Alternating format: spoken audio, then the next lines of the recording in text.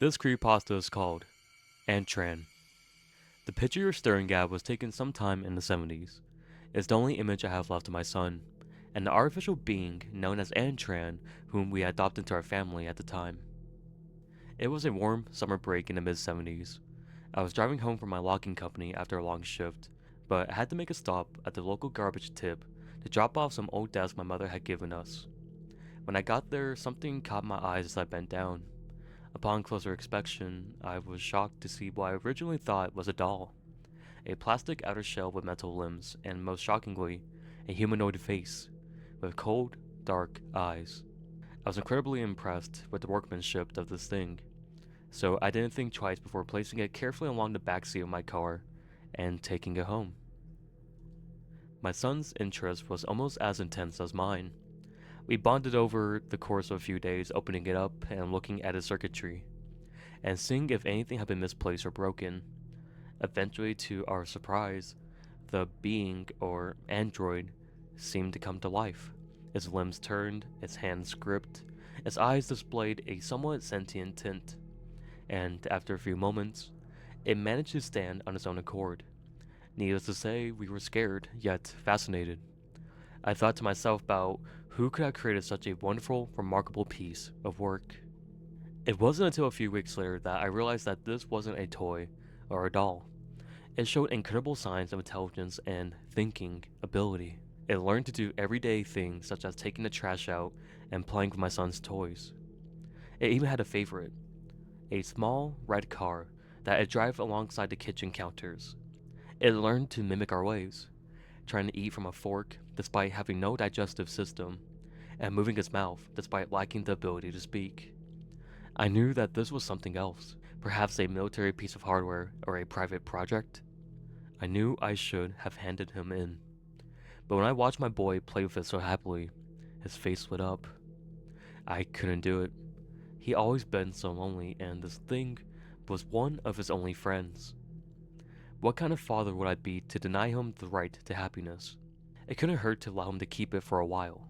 We named him Antran, which was the print in capitals written in small font across his back.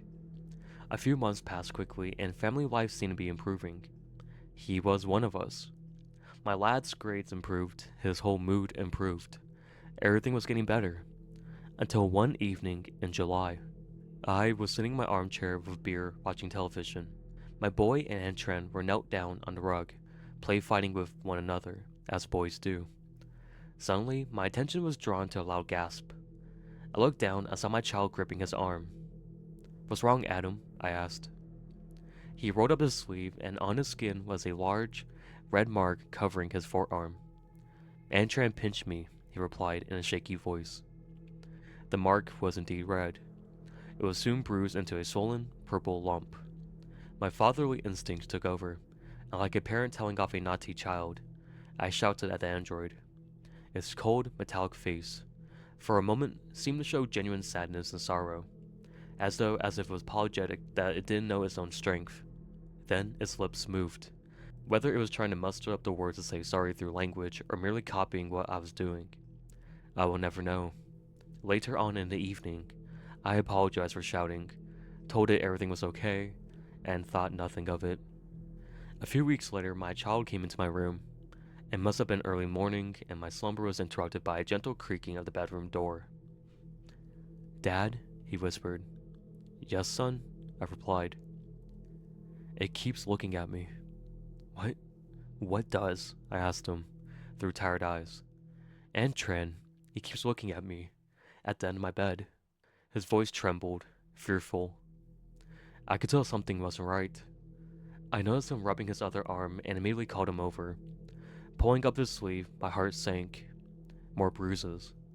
Must have been 4 or 5, all the way up his small arms. "Take off your shirt, Adam," I asked, trying to keep calm. I could feel a cocktail of emotions rising within me. Panic, fear, anger. He took it off, and as the waist pulled over his small head, my heart sunk further, and my eyes welled up. Before me, my son stood, his small frame coated in bruises of different sizes and shades of browns and purples. Immediately, I got up and stormed to Adam's room. Nothing. I shouted at the top of my lungs for the being, looking under the bed and out a closed bathroom window. Suddenly, there was a loud knock from above us, then hard footsteps. "It's in the loft," I whispered, my eyes to the heavens. As I paced down the corridor, I noticed that the walls on either side of me were coated in scratches, all the way up to the now swinging piece of string that led to the small loft door. Slowly, I pulled it open, telling my scared son to stay where he was.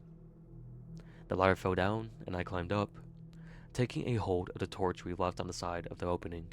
I switched it on, only to find the small window where we had there smashed. It had escaped. Immediately, I considered calling the emergency services, but who was going to believe me? A sentient metallic being hurting my child? They take one look at the bruises and have me locked up for abuse. I had no choice but to keep quiet. Weeks, then months passed. Every time we went outside, we noticed ever-increasing signs of Antran's presence. The familiar scratch marks alongside the breaking of my home. Also, plants had been disturbed with patches of mud leading up to the windows. I never let him out of my sight as I took him to and from school. What had caused the sudden hostility towards us? Had we done it wrong? Was it my shouting?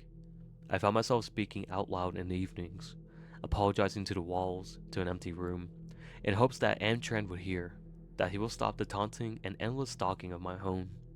But my attempts were in vain, and if I had known what would come, I wouldn't have slept that night.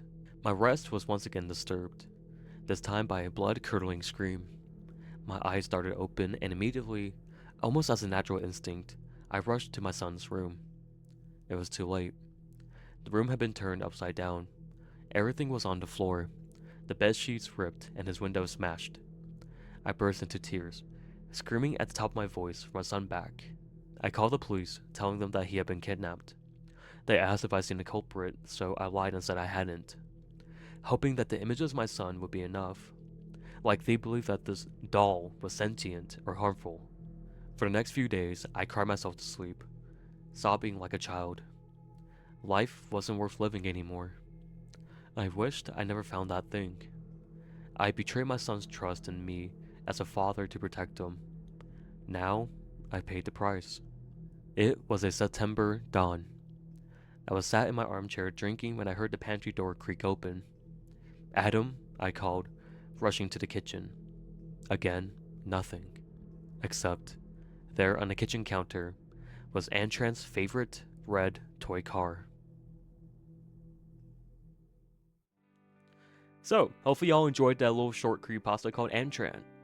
I don't know if you guys enjoy me coming on here like after the story and talking, because I know people really liked my little guy I throw up and then text, which I might start doing more, but right now I want to make an important announcement though. I'm not going to bore you guys with the gamer subs because I'm still not sponsored by them, but on March 17th will be my 1.0 VTuber debut. So the model I'm currently using is a pre-made that I customized to look more like me, but I do have an official Janky Johnny VTuber model coming out on March 17th. I'll be posting a video to here on YouTube as well, but I'll also be having a live debut over on my Twitch, twitch.tv/JankyJohnny. So if that does interest you, please come and hang out on March 17th. Will be happening at 3:15 p.m. PST. It might be a little bit late because I'm bad with schedules, and today I am supposed to stream is currently 3:44 p.m. and I was supposed to stream 30 minutes ago. But I'm here. I am recording this video on Thursday. So yeah, I'm not good with time, but it will be happening around 3 p.m. on March 17th. I'll do my best to be there actually on time for my own debut. Outside that, I don't have anything to say. Just thank you guys so much for watching. Thank you guys for listening. Hopefully, you all enjoyed the video, and I'll see you guys later. So, bye everyone.